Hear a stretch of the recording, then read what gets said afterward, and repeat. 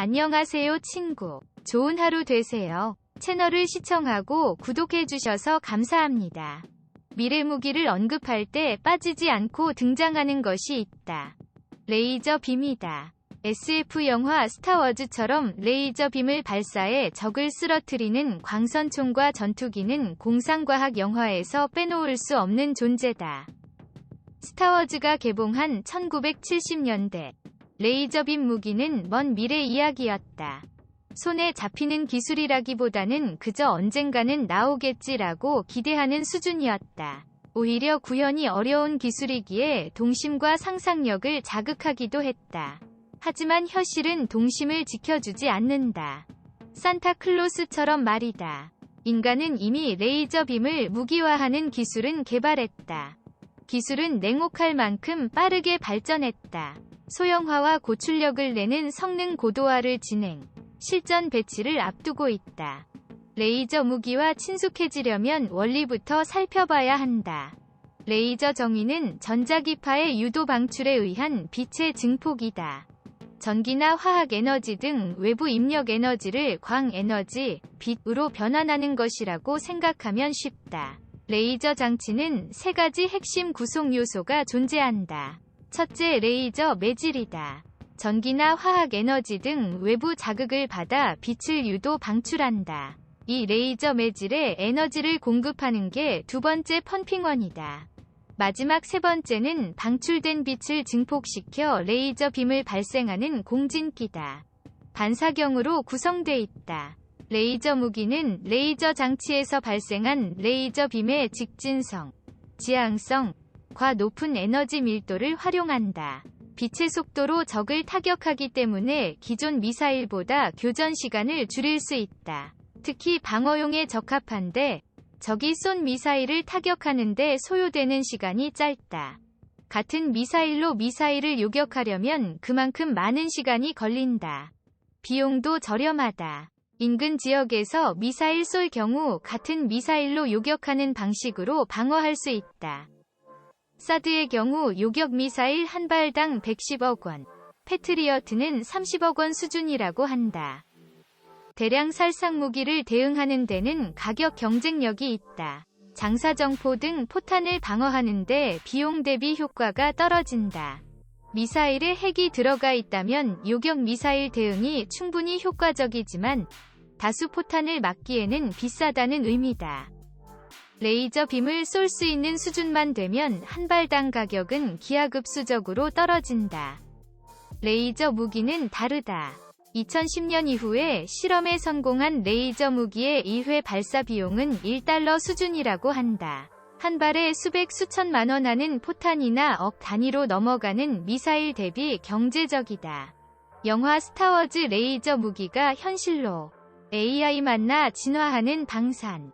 영화 스타워즈 시리즈에 등장할 법한 레이저 캐논, 터보레이저 등 레이저빔을 이용한 무기들이 현실화된다. 눈에 보이지 않으면서 빛의 속도로 적을 타격할 수 있는 레이저 무기가 군 방어체계에 사용되는 날도 멀지 않았다. 이일 국내 방산업계에 따르면 주식회사 한화는 레이저 대공무기를 개발하고 있다. 공중에 떠있는 멀티콥터, 드론 등을 가까운 거리에서 타격할 수 있는 이 무기는 광섬유에서 생성된 광원 레이저를 활용하는 첨단 기술로 구현된다.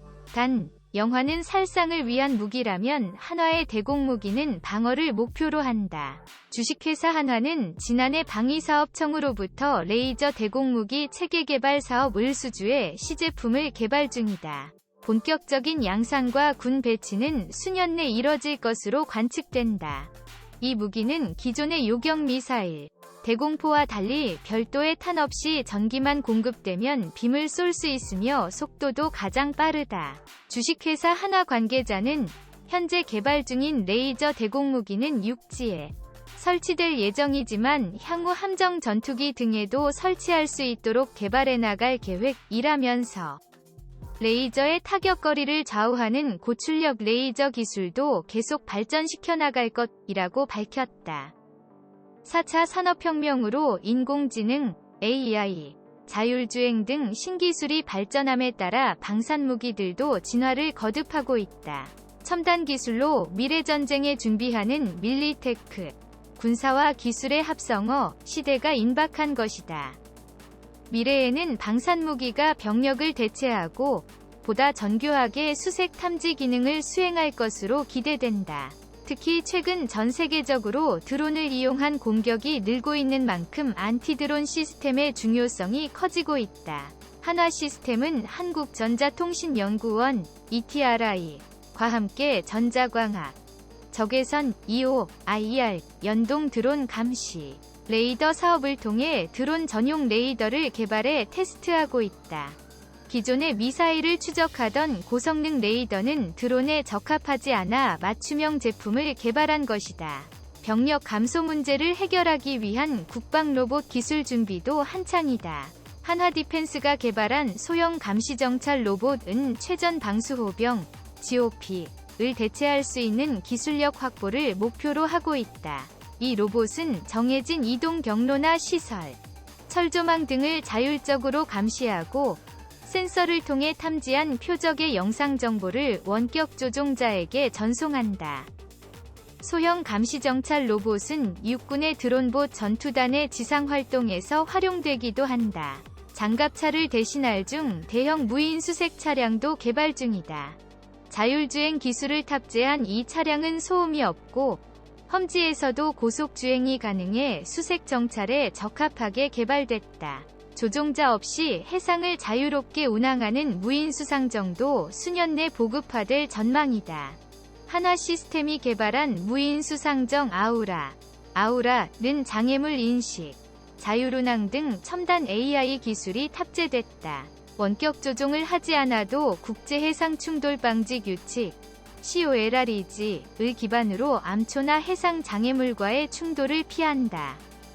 무인 수상정은 군용뿐만 아니라 무인 양식장 관리, 해상 구조물 점검 등 민간 분야에서도 활용도가 높다. 미국, 영국 등 선진국도 일찍이 무인 수상정을 개발해 활용하고 있다. 무인 잠수정은 민간 분야 활용이 기대된다. 한화시스템 관계자는 자율 무인 잠수정은 광학 카메라, 측면 주싸움 탐기, 수중 영상 촬영, 초음파 카메라 등을 탑재해 탁도가 높은 연안에서도 수중 물체를 정확히 탐지 식별할 수 있어 조난자 구조에 유용할 것이라고 내다봤다. 미 해군이 2017년 공개한 레이저 무기. 장점만 있는 건 아니다. 미국은 1960년대부터 레이저 무기를 개발했다. 불화수소와 불화중수소를 이용 100kW급 레이저 무기 시제품을 개발했다. 1980년부터는 출력을 메가와트급으로 올린 레이저 무기를 개발했다. 1990년대는 레이저 무기를 항공기에 탑재하는 방법을 고민했다. 그 과정에서 독성 기체 등 유해물질을 배출해 실험이 중단되기도 했다. 항공기에서 레이저 빔을 쏘는 실험은 성공했지만 빔 출력과 제어가 어렵고 막대한 비용 탓에 개발 프로젝트를 파기하는 등 우여곡절이 많았다. 다수 실패 사례를 기반으로 군사적으로 실용성 있는 레이저 무기 개발로 선회했다. 최근 레이저 무기는 미 육군에서 각광받는다. 대공 무기에 적합하다는 의견이 나온다. 이에 맞춰 주류 방산업체들이 레이저 무기 개발에 적극 투자한다. 그중 미군과 계약을 체결한 곳도 있다. 록히드 마틴이다. 록히드 마틴은 다이네틱스와 함께 미 육군에 1kW급 레이저 무기를 제공하기 위한 계약을 체결했다. 계약금은 1억 3천만 달러, 1,545억 원다. 미군 전차에 레이저 무기를 탑재해 2022년 뉴멕시코 미사일 시험장에서 테스트할 계획이다. 이 레이저 무기는 미사일과 로켓, 각종 포를 방어하는 데 쓰일 것으로 전망된다. 군용 드론 등 무인 항공기 타격에도 적합하다. 또 다른 방산업체 레이시어는 극초음속으로 날아오는 미사일을 레이저 무기로 타격하는 기술을 준비한다. 극초음속은 음속 5배 또는 그 이상, 즉 마하 5 이상을 의미한다. 엄청난 속도로 미사일 조준 및 타격이 쉽지 않다. 핵이라도 실려 있으면 피해가 극심하다. 레이시언이 제시한 극초음속 미사일 타격 미사일 무기 개념.